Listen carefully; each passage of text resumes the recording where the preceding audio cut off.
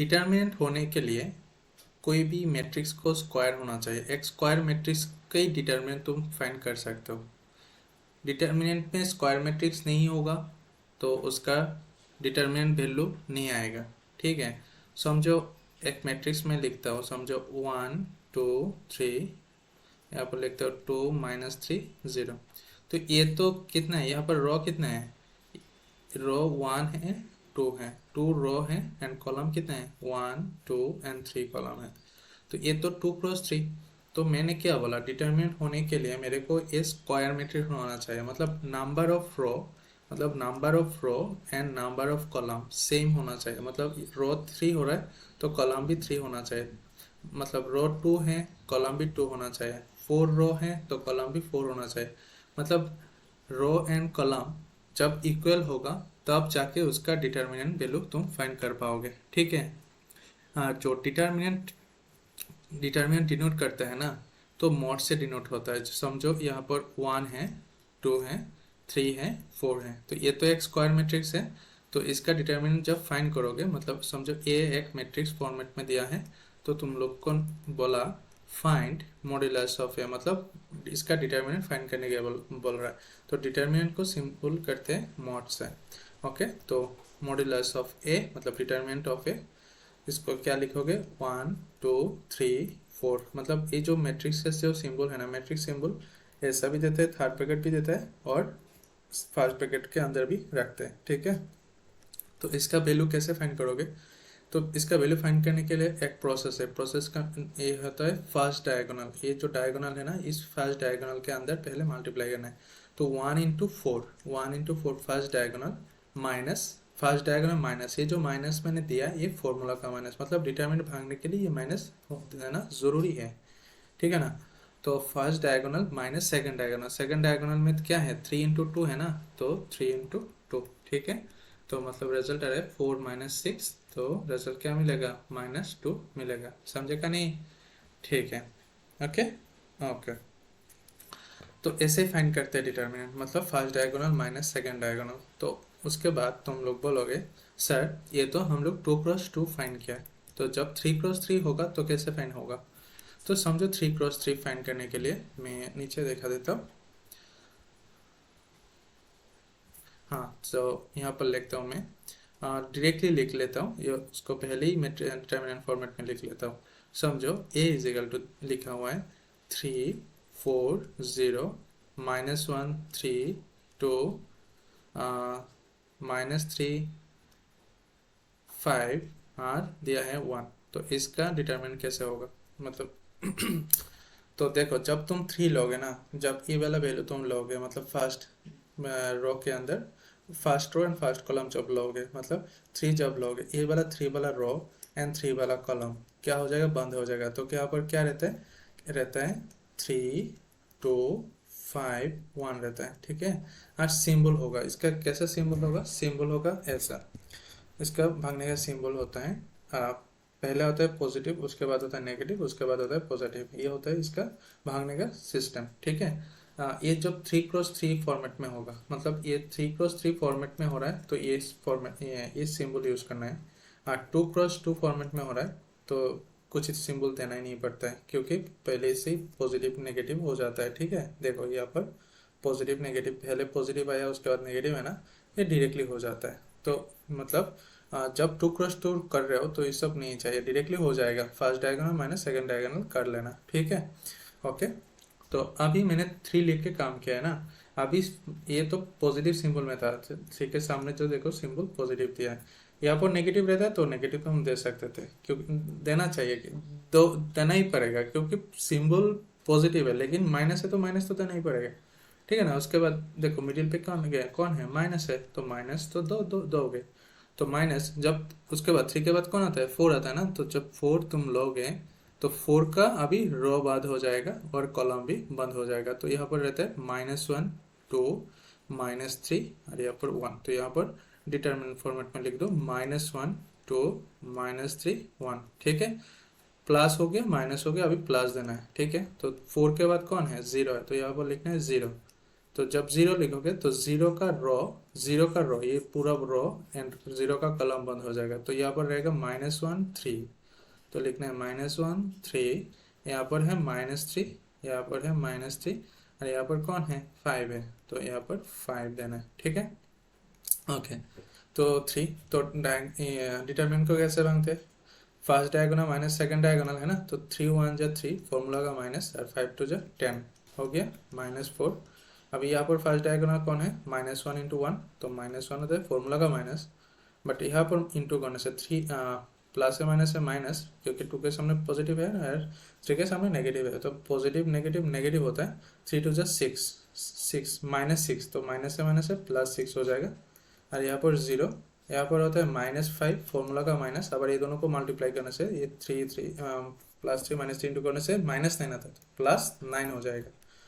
तो यहाँ पर 3 और यहाँ पर -7 हो गया, और -4 यहाँ पर अंदर 5 है और 0 है, यहाँ पर 4 है, तो -21 -20 और 0 के साथ कुछ भी मल्टीप्लाई करो ये तो 0 ही होता है। तो आंसर लास्ट में आ गया उसका -41, ये है उसका आंसर। ठीक है ना, तो 2 क्रॉस 2 भी देख लिया और 3 क्रॉस 3 भी देख लिया। 4 क्रॉस 4 भी ऐसे कॉन्सेप्ट में होगा। 4 क्रॉस 4 में कॉन्सेप्ट क्या होगा, प्लस माइनस होगा। ठीक है, ये ध्यान रख लेना। ओके, चलो एक क्वेश्चन देख लेते हैं हम लोग। क्वेश्चन ने क्या बोला, हाँ तो देखो क्वेश्चन ने क्या बोला, इफ ठीक है, यहाँ पर 4m और -3 5 इज इक्वल टू 8 दिया है, तो फाइंड करना है, क्या फाइंड करना है, find the value of m find करना है। ठीक है, ऐसे वैल्यू m फाइंड करना है। तो काम कैसे करना है, डिटरमिनेंट को कैसे कैसे कैसे लिखना पड़ता है, मतलब डिटरमिनेंट जब तुम लिखोगे तो first diagonal minus second diagonal में लिखोगे ना, तो इसको कहते हैं एक्सपांड करना। ये जो डिटरमिनेंट तुम लिख रहे हो ना, इसको कहते हैं एक्सपांड करना। 4 इंटू 5 20 होता है फॉर्मूला का माइनस, अब ये दोनों इंटू करने से -3 इंटू m, तो -3m, तो +3m इज इक्वल टू हो जाएगा 8। ओके, ठीक है, तो 3m इज इक्वल टू क्या होगा 8 -20, तो 3m इज इक्वल टू हो जाएगा -12 और m इज इक्वल टू हो जाएगा -4, मतलब m का वैल्यू है -4। ठीक है, ओके, हो गया, इसका भी हो गया। अभी दूसरा देखते देखो, यहाँ पर अभी एक जिनिस फाइंड करने के लिए बोलेगा, एक होता है माइनर और एक होता है कोफैक्टर। ये बहुत ही इंपॉर्टेंट एक पार्ट है अभी माइनर और कोफैक्टर के अंदर। कोई हमेशा बोर्ड के अंदर माइनर और कोफैक्टर के अंदर एक शॉर्ट क्वेश्चन तो हमेशा ही रहता है। ठीक है, तो चलो देख लेते हैं माइनर एंड कोफैक्टर क्या होता है। एंड तो चलो हम लोग आगे पहले माइनर देख लेते हैं। ठीक है, तो माइनर क्या होता है, ठीक है, समझो ए का वैल्यू दिया हुआ है, यहाँ पर बहुत सारा नंबर है। ठीक है, मैं ऐसे ही नंबर देता हूँ, A11 समझो, A12 यहाँ पर A13, यहाँ पर होगा A11 A12, मतलब 1 नंबर, तो ये जो 1 है ना, इसको कहते हैं 1 नंबर रो 1 नंबर कॉलम, 1 नंबर रो 2 नंबर कॉलम, 1 नंबर रो 3 नंबर कॉलम। अभी तो क्या होगा 2 नंबर रो में होगा ना, तो 2 नंबर रो 1 नंबर कॉलम, 2 नंबर रो 2 नंबर कॉलम, 2 नंबर रो 3 नंबर कॉलम। ठीक है, तो ये तो डिटरमिन करने के लिए तो स्क्वायर मैट्रिक्स होना चाहिए, उनमें और एक हो जाना चाहिए। ठीक है, अच्छा, ये डिटरमिनेंट सिंबल हमेशा सीधा होना चाहिए, यार मेरा तो बेंड हो रहा है बार बार। तो ये यहाँ पर होगा 3 1 3 2 और ये 3 3। ठीक है, तो मेरे को माइनर फाइंड करने के लिए बोल रहा है। ठीक है, तो समझो अब मेरे को बोल रहा है माइनर 1 1 का वैल्यू फाइंड करना है, माइनर 1 1 पहले वाले का माइनर, इसका माइनर फाइंड करने के लिए मेरे को फाइंड करने के लिए बोल रहा है। ठीक है, तो इसका माइनर कैसे होगा, M11, मतलब माइनर मेरे को फाइंड करने के लिए बोल रहा है, तो माइनर फाइंड करोगे मतलब इसका वैल्यू मतलब इसका माइनर फाइंड करने के लिए बोल रहा है ना, तो क्या होगा, इसका रो एंड इसका कॉलम बंद हो जाएगा। इसका जो रो है ना, ये रो और ये कॉलम बंद हो जाएगा। बंद होने के बाद जो बाकी रहता है ना, वही होता है इसका माइनर। ठीक है ना, उसको डिटरमिनेंट फॉर्मेट में लिखना चाहिए। तो ये कौन है, ये 2 2 हो जाएगा, ये 2 3 हो जाएगा, और ये 3 2 हो जाएगा और ये 3 3 हो जाएगा, समझेगा नहीं? ओके, तो फर्स्ट डायगोनल कौन है? ए 2 2 इंटू ए 3 3 है ना, माइनस सेकेंड डायगोनल कौन है? ए 3 2 इंटू ए 2 3 है ना। हाँ, ये हो गया, उसका माइनर फाइंड करना है, तो सबका माइनर फाइंड कर पाओगे ना। तो माइनर कितना कितना कितना माइनर आ जाएगा? यहाँ पर एम वन वन हो गया, यहाँ पर एम वन टू हो जाएगा, ये एम वन थ्री हो जाएगा, एम टू वन हो जाएगा, टू टू हो जाएगा, टू थ्री हो जाएगा, थ्री वन हो जाएगा, थ्री टू हो जाएगा, थ्री थ्री, मतलब इसका माइनर कितना तक जाएगा? थ्री थ्री तक जाएगा। तो सबका वैल्यू फाइंड तुम कर सकते हो, ठीक है ना? सिस्टम समझ में आ गया ना? हाँ ठीक है, मतलब इस वैल्यू को छोड़ के बाकी, मतलब इस तुम इसका माइनर फाइंड कर रहे हो, मतलब इसका रो एंड इसका कॉलम बंद होना चाहिए हमेशा। अभी तुम इसका माइनर फाइंड करोगे ना, तो इसका रो एंड इसका कॉलम बंद होना चाहिए। और सामने ये जो सामने प्लस माइनस कुछ नहीं देना चाहिए, कुछ मत दिया करो, जस्ट माइनर यहाँ पर लिखो, नंबर लिखो, कौन सा माइनर लिख रहे हो, उसका रो एंड उसका कॉलम बंद करो। और जो इसका जो अंदर का जो वैल्यू है ना, इसको कहते हैं एलिमेंट, इसको इसका नाम क्या है? एलिमेंट। ये जो अंदर में, ये जो अंदर में वैल्यू रहेगा ना, ये वन थ्री, इसके अंदर में टू थ्री कुछ भी रहना, जीरो कुछ भी हो, इसका नाम है एलिमेंट। क्या है इसका नाम? एलिमेंट, हमेशा याद रखना, ठीक है? तो चलो, तो माइनर हो गया। अभी कोफैक्टर देखते हैं। कोफैक्टर का थोड़ा अलग है, कोफैक्टर का फॉर्मूला भी है, ठीक है? तो चलो कोफैक्टर देख लेते हैं। कोफैक्टर फैक्टर, ठीक है? तो कोफैक्टर का फॉर्मूला है, कोफैक्टर का फॉर्मूला मैं फॉर्मूला लिख के देता हूँ पहले। सी आई जे, सी कोफैक्टर का स्पेलिंग सी से स्टार्ट होता है ना, तो इसीलिए कोफैक्टर का डिनोट करते हैं सी से। तो C I J is equal to है -1 to the power I plus J. यहाँ हमेशा याद रखना, C I J is equal to minus I, power में I plus J plus minor I J. तो माइनर का भी वैल्यू चाहिए कोफैक्टर फाइंड करने के लिए ना, माइनर का वैल्यू भी चाहिए, ओके? लेकिन सॉरी, यहाँ पर प्लस नहीं, यहाँ पर इंटू होगा, सॉरी गलत हो गया, यहाँ पर इंटू होगा, हमेशा यहाँ पर इंटू होगा, प्लस नहीं होगा।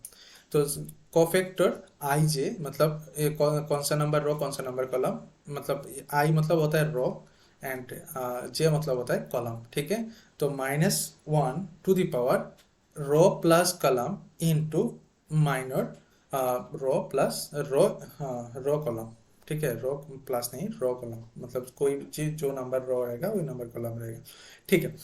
तो अभी तुमको ये वन वन मतलब इसका कोफैक्टर फाइंड करने के लिए बोल रहा है, ठीक है? तो मैं कोफैक्टर का किसका फाइंड कर रहा हूँ? वन वन का, मतलब one number row and one number column का कोफैक्टर फाइंड कर रहा हूँ। तो क्या होगा? -1 इसका पावर में हो जाएगा, आई का वैल्यू 1 है, जे का वैल्यू भी 1 है, तो 1 + 1 इंटू एम आई जे का वैल्यू कितना मिला? ये मिला है ना एम आई जे का वैल्यू, तो ये लिख देना यहाँ पर, ए 2 2 इंटू ए 3 3 माइनस ए 3 2 इंटू ए 2 3 होगी। ये है कोफैक्टर, ठीक है ना?